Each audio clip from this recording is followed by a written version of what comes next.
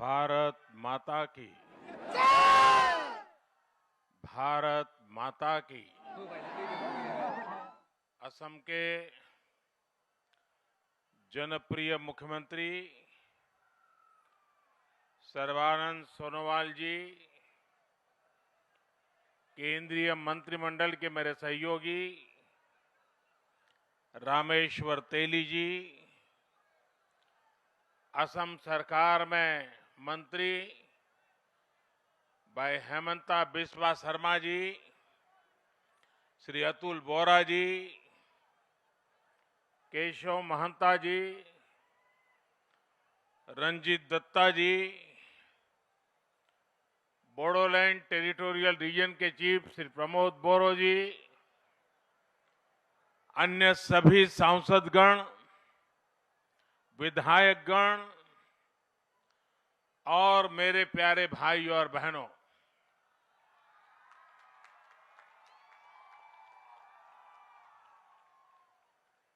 मोर भाई बहन साहब, तहनी देर की खबर भाले तो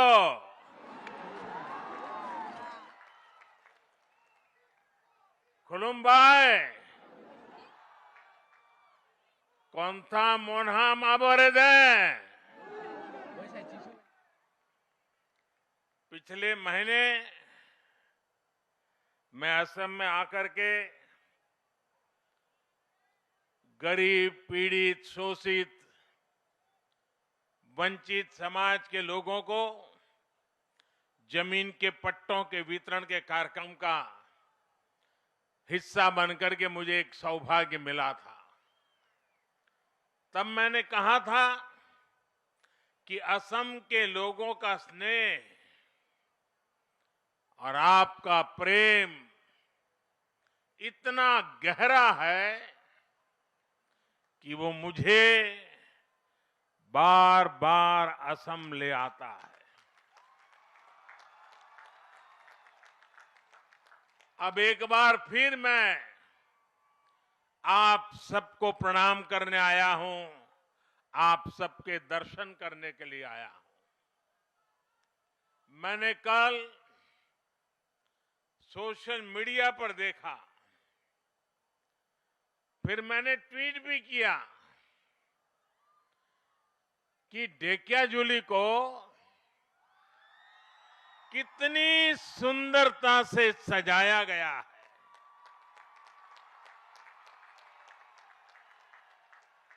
इतने दीप आप लोगों ने प्रज्वलित किए। इस अपनेपन के लिए मैं असम की जनता के चरणों में प्रणाम करता हूं।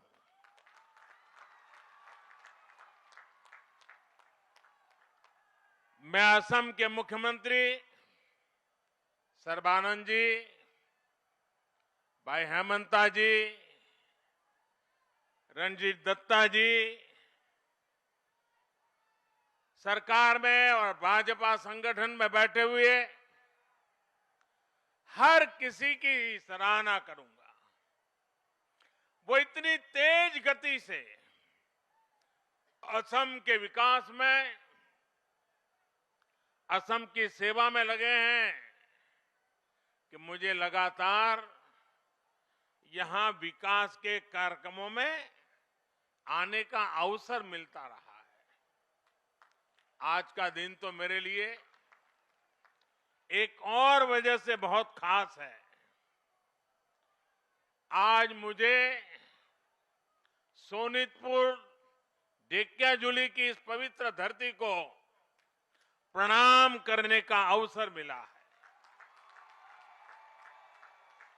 ये वही धरती है जहां रुद्रपद मंदिर के पास असम का सदियों पुराना इतिहास हमारे सामने आया था।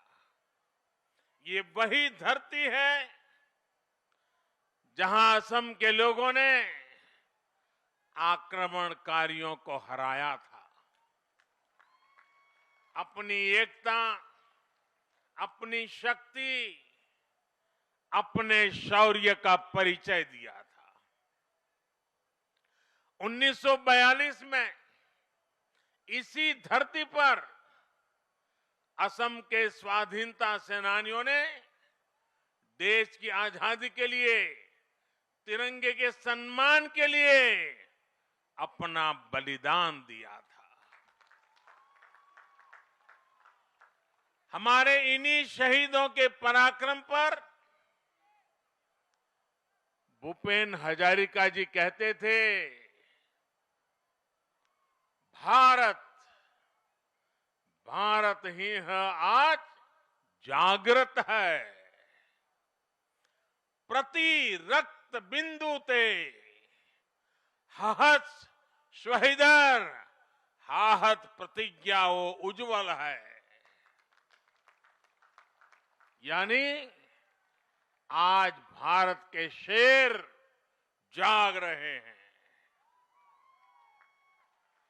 इन शहीदों के खून की एक एक बूंद, उनका साहस हमारे संकल्पों को मजबूत करता है।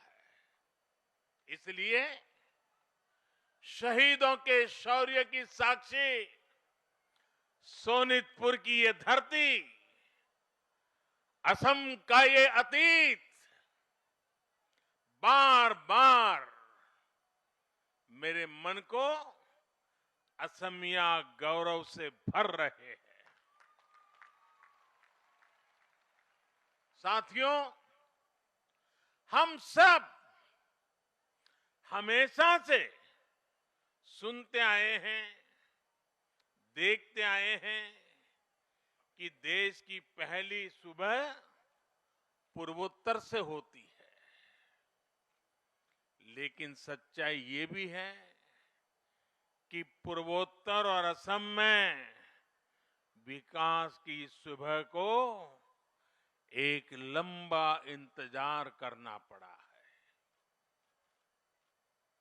हिंसा, अभाव, तनाव, भेदभाव, पक्षपात, संघर्ष, इन सारी बातों को पीछे छोड़कर अब पूरा नॉर्थ ईस्ट विकास की राह पर आगे बढ़ रहा है और असम इसमें प्रमुख भूमिका निभा रहा है। ऐतिहासिक बोडो समझौते के बाद हाल ही में बोडोलैंड टेरिटोरियल काउंसिल के चुनावों ने यहां विकास और विश्वास का नया अध्याय लिख दिया है। आज का दिन भी असम के भाग्य और असम के भविष्य में इस बड़े बदलाव का साक्षी है।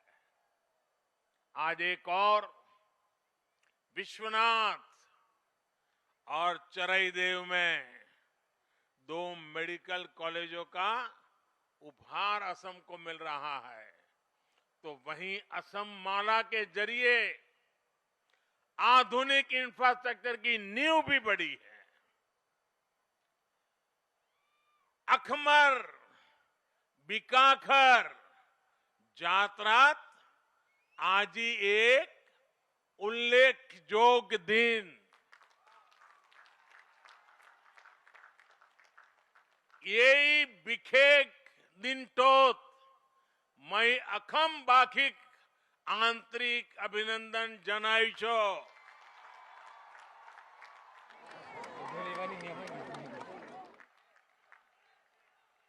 साथियों, एकजुट प्रयासों से, एकजुट संकल्पों से कैसे परिणाम आते हैं, असम इसका बड़ा उदाहरण है। आपको 5 साल पहले का वो समय याद होगा जब असम के ज्यादातर दूरदराज इलाकों में अच्छे हॉस्पिटल केवल सपना होते थे। अच्छे हॉस्पिटल, अच्छे इलाज का मतलब होता था घंटों की यात्रा, घंटों का इंतजार और लगातार अनगिनत कठिनाइयां मुझे असम के लोगों ने बताया है कि उन्हें हमेशा यही चिंता रहती थी कि कोई मेडिकल इमरजेंसी ना आ जाए, लेकिन ये समस्याएं अब तेजी से समाधान की ओर आगे बढ़ रही है। आप इस फर्क को आसानी से देख सकते हैं, महसूस कर सकते हैं। आजादी के बाद से 7 दशकों में यानी 2016 तक असम में केवल 6 मेडिकल कॉलेज होते थे, 6। लेकिन इन 5 सालों में ही असम में 6 और मेडिकल कॉलेज बनाने का काम शुरू किया जा चुका है। आज उत्तरी असम और अपर असम की जरूरतों को देखते हुए विश्वनाथ और चरईदेव में 2 और मेडिकल कॉलेजों का शिलान्यास हो गया है। ये मेडिकल कॉलेज अपने आप में आधुनिक स्वास्थ्य सेवाओं के केंद्र तो बनेंगे ही, साथ ही अगले कुछ सालों में यहां से ही मेरे हजारों नौजवान डॉक्टर बनकर के निकलेंगे। आप देखिए, 2016 तक असम में कुल एमबीबीएस सीट्स करीब 750 ही थी, लेकिन ये नए मेडिकल कॉलेज जैसे ही शुरू होंगे, असम को हर साल 1600 नए एमबीबीएस डॉक्टर्स मिलने लगेंगे। और मेरा तो एक और सपना है, बड़ा साहसपूर्ण सपना लगता होगा, लेकिन मेरे देश के गांव में, मेरे देश के गरीब के घर में टैलेंट की कोई कमी नहीं होती है, उन्हें अवसर नहीं मिला होता है। आजाद भारत जब 75 में प्रवेश कर रहा है, तो मेरा एक सपना है, हर राज्य में कम से कम एक मेडिकल कॉलेज, कम से कम एक टेक्निकल कॉलेज वो मातृभाषा में पढ़ाना शुरू करें। क्या असमिया भाषा में पढ़कर के कोई अच्छा डॉक्टर नहीं बन सकता है क्या? आजादी के 75 साल होने आए और इसलिए चुनाव के बाद जब नई सरकार बनेगी असम में, मैं यहां असम के लोगों की तरफ से आपको वादा करता हूं कि असम में भी एक मेडिकल कॉलेज स्थानीय भाषा में हम शुरू करेंगे, एक टेक्निकल कॉलेज स्थानीय भाषा में शुरू करेंगे और धीरे धीरे ये बढ़ेगा, कोई रोक नहीं पाएगा उसको। ये डॉक्टर्स असम के अलग अलग क्षेत्रों में, दूर दराज इलाकों में अपनी सेवाएं देंगे। इससे भी इलाज में सुविधा होगी, लोगों को इलाज के लिए बहुत दूर नहीं जाना होगा। साथियों, आज गुवाहाटी में एम्स का काम भी तेजी से आगे बढ़ रहा है।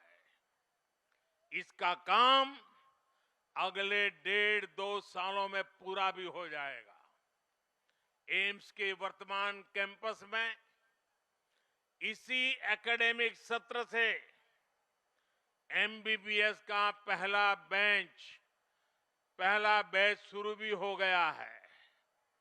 जैसे ही अगले कुछ सालों में इसका नया कैंपस तैयार होगा, आप देखेंगे गुवाहाटी आधुनिक स्वास्थ्य सेवाओं के केंद्र के तौर पर उभर करके सामने आएगा।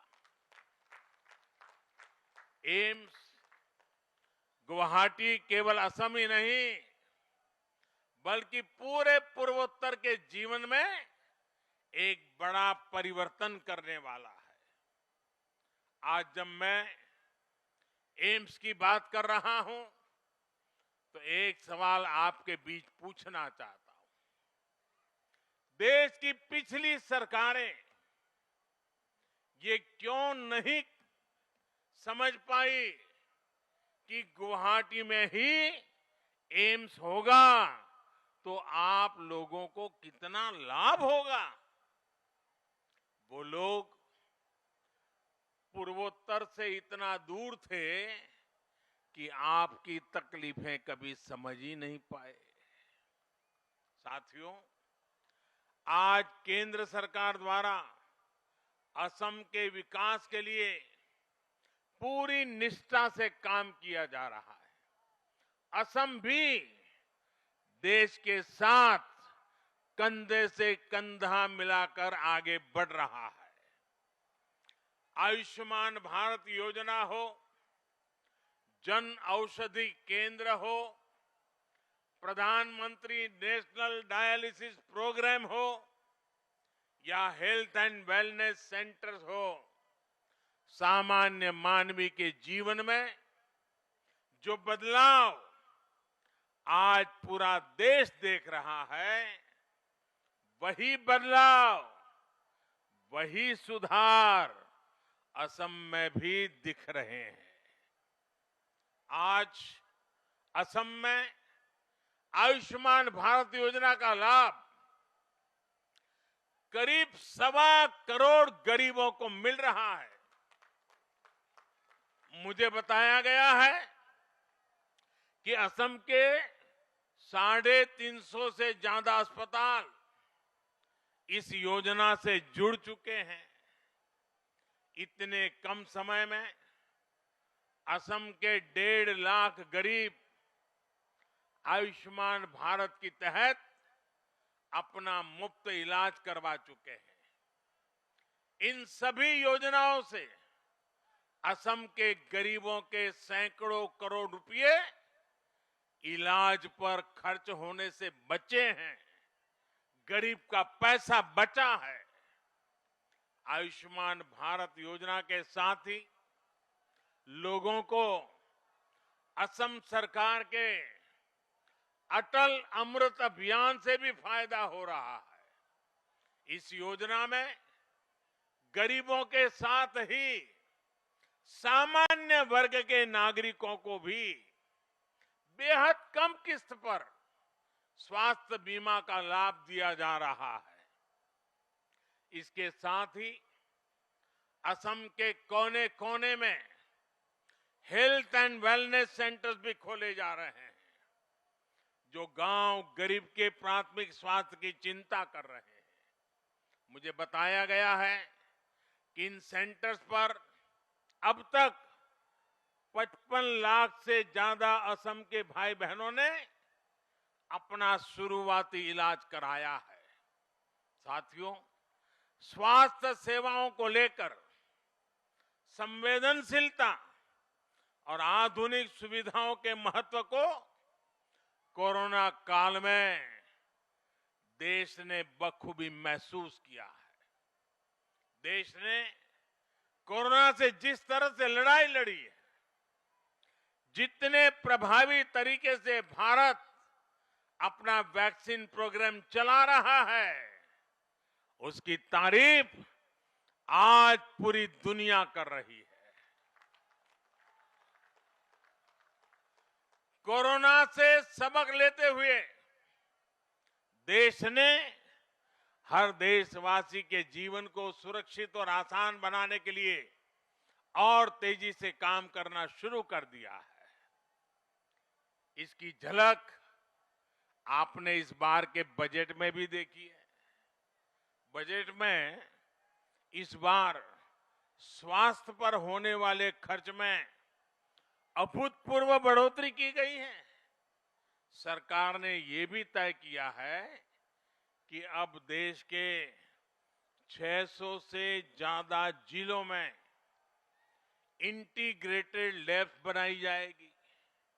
इसका बहुत बड़ा फायदा छोटे कस्बों और गांवों के लोगों को होगा, जिन्हें मेडिकल टेस्ट के लिए दूर जाना पड़ता है। साथियों, असम की खुशहाली, यहां की प्रगति का एक बहुत बड़ा केंद्र असम के चाय बागान भी है। सोनितपुर की लाल चाय तो वैसे भी अपने अलग फ्लेवर के लिए जानी जाती है। सोनितपुर और असम की चाय का स्वाद कितना खास होता है, ये मुझसे बेहतर भला कौन जानेगा।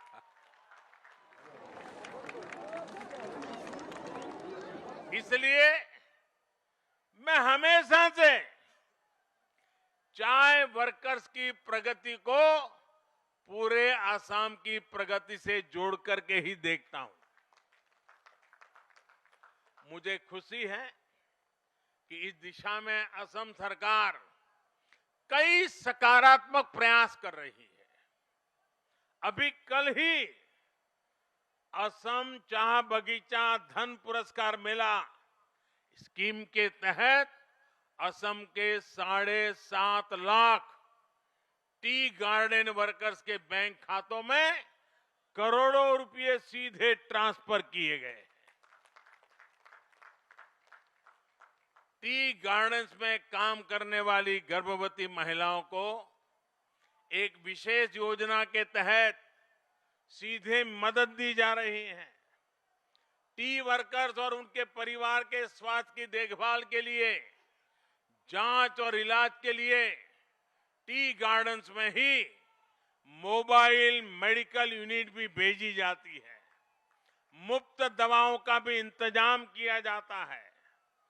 असम सरकार के इन्हीं प्रयासों से जुड़कर इस बार देश के बजट में भी चाय बागान में काम करने वाले हमारे भाइयों और बहनों के लिए 1000 करोड़ रुपए की विशेष योजना की घोषणा की गई। टी वर्कर के लिए 1000 करोड़ रुपए। ये पैसा आपको मिलने वाली सुविधाओं को बढ़ाएगा, हमारे टी वर्कर्स का जीवन और आसान बनाएगा। साथियों, आज जब मैं असम के टी वर्कर की बात कर रहा हूं, तो मैं इन दिनों देश के खिलाफ चल रहे षड्यंत्रों की भी बात करना चाहता हूं। आज देश को बदनाम करने के लिए साजिश रचने वाले इस स्तर तक पहुंच गए हैं कि भारत की चाय को भी नहीं छोड़ रहे। आपने खबरों में सुना होगा, ये साजिश करने वाले कह रहे हैं कि भारत की चाय की छवि को बदनाम करना है। योजनाबद्ध तरीके से भारत की चाय की छवि को दुनिया भर में बदनाम करना है। कुछ दस्तावेज सामने आए हैं जिनसे खुलासा होता है कि विदेश में बैठी कुछ ताकतें चाय के साथ भारत की जो पहचान जुड़ी है उस पर हमला करने की फिराक में है। क्या आपको ये हमला मंजूर है? आपको ये हमला मंजूर है? इस हमले के बाद चुप रहने वाले लोग मंजूर है आपको? हमले करने वालों की तारीफ करने वाले मंजूर है क्या आपको? हर किसी को जवाब देना पड़ेगा जिन्होंने हिंदुस्तान की चाय को बदनाम करने का बीड़ा उठाया है। और उनके लिए यहां जो चुप बैठे हैं, ये सभी राजनीतिक दलों को हर चाय बागान जवाब मांगेगा। हिंदुस्तान की चाय पीने वाला हर इंसान जवाब मांगेगा। मैं असम की धरती से इन षड्यंत्रकारियों से कहना चाहता हूं, ये जितने मर्जी षड्यंत्र कर ले, देश इनके नापाक मंसूबों को कामयाब नहीं होने देगा। मेरा टी वर्कर इस लड़ाई को जीत के रहेगा। भारत की चाय पर किए जा रहे इन हमलों में इतनी ताकत नहीं है कि वो हमारे टी गार्डन वर्कर्स के परिश्रम का मुकाबला कर सके। देश इसी तरह विकास और प्रगति के रास्ते पर बढ़ता रहेगा। असम इसी तरह विकास की नई नई ऊंचाइयों को छूता रहेगा। असम के विकास का ये पहिया इसी तेज गति से घूमता रहेगा। साथियों, आज जब असम में हर क्षेत्र में इतना काम हो रहा है, हर वर्ग और हर क्षेत्र का विकास हो रहा है, तो ये भी जरूरी है कि असम का सामर्थ्य और बढ़े। असम के सामर्थ्य को बढ़ाने में यहां की आधुनिक सड़कों और इंफ्रास्ट्रक्चर की बड़ी भूमिका है। इसी को ध्यान में रखते हुए आज भारत माला प्रोजेक्ट की तर्ज पर असम के लिए असम माला की शुरुआत की गई है। अगले 15 सालों में असम में चौड़े हाईवेज का जाल हो, यहां के सभी गांव मुख्य सड़कों से जुड़े, यहां की सड़कें देश के बड़े शहरों तक आधुनिक हो। असम माला प्रोजेक्ट आपके सपनों को पूरा करेगा, आपका सामर्थ्य बढ़ाएगा। पिछले कुछ सालों में असम में हजारों किलोमीटर सड़कें बनाई गई हैं, नए नए पुल बनाए गए हैं। आज भूपेन हजारिका ब्रिज और सरायघाट ब्रिज असम की आधुनिक पहचान का हिस्सा बन रहे हैं।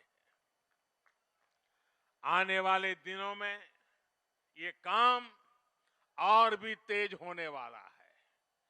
विकास और प्रगति की गति को बढ़ाने के लिए इस बार बजट में इंफ्रास्ट्रक्चर पर अभूतपूर्व जोर दिया गया है। एक तरफ आधुनिक इंफ्रास्ट्रक्चर पर काम, तो दूसरी तरफ असम माला जैसे प्रोजेक्ट से कनेक्टिविटी बढ़ाने के काम। आप कल्पना करिए, आने वाले दिनों में असम में कितना काम होने वाला है और इस काम में कितने युवाओं को रोजगार मिलने वाला है। जब हाईवेज बेहतर होंगे, कनेक्टिविटी बेहतर होगी, तो व्यापार और उद्योग भी बढ़ेंगे, पर्यटन भी बढ़ेगा। इससे भी हमारे युवाओं के लिए रोजगार के नए अवसर तैयार होंगे, असम के विकास को नई गति मिलेगी। साथियों, असम के प्रसिद्ध कवि रूप कंवर ज्योति प्रसाद अग्रवाल की पंक्तियां हैं, मेरी नया भारत की नया छवि जागा रे जागा रे। आज इन्हीं पंक्तियों को साकार करके हमें नए भारत को जगाना है। ये नया भारत आत्मनिर्भर भारत होगा। ये नया भारत असम को विकास की नई ऊंचाइयों पर पहुंचाएगा। इन्हीं शुभकामनाओं के साथ आप सबको बहुत बहुत धन्यवाद, बहुत बहुत शुभकामनाएं। मेरे साथ दोनों मुट्ठी बंद करके पूरी ताकत से बोलिए, भारत माता की, भारत माता की, भारत माता की, भारत माता की। बहुत बहुत धन्यवाद।